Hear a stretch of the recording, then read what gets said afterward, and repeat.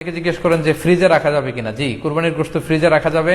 ইবনে আব্বাস রাদিয়াল্লাহু তাআলা আনহুর মত অনুযায়ী 3 ভাগ করা উত্তম, তবে এটা আবশ্যক নয়। আপনি 1 ভাগ নিজে খাবেন, 1 ভাগ আত্মীয় স্বজন প্রতিবেশীদের দিবেন, আরেক ভাগ গরিব দুঃখীদের মাঝে বন্টন করে দিবেন, এটা উত্তম, কিন্তু এটা আবশ্যক নয়। পুরো গোশত যদি আপনার লেগে যায় আপনি ভোগ করতে পারেন, আর যদি আপনার কাছে অতিরিক্ত গোশত থাকে এটা আপনি আত্মীয়দের দান করুন, গরিব আত্মীয়দের আপনি উপহার দিন, গরিব মিসকিনদের সুবিধা বঞ্চিত মানুষদেরকে আপনি এগুলো দান করুন।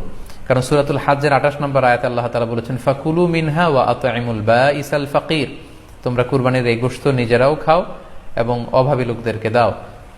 এবং সহিহ বুখারীতে আল্লাহ রাসূল সাল্লাল্লাহু আলাইহি ওয়াসাল্লামের একটি বর্ণনা, আল্লাহ রাসূল সাল্লাল্লাহু আলাইহি ওয়াসাল্লাম বলেছেন কুলু ওয়া আত'ইমু ওয়াদাখিরু, অর্থাৎ কুরবানির গোশত তোমরা খাও, ওয়া আত'ইমু মানে অন্যদের খাওয়াও, ওয়াদাখিরু এবং তোমরা এটাকে প্রিজার্ভ করে রাখো বা জমা করেও রাখতে পারো। অর্থাৎ আপনি চাইলে ফ্রিজে রাখতে পারবেন, আপনি পরবর্তীতে খেতে চাচ্ছেন আপনি রাখতে পারবেন ইনশাআল্লাহ।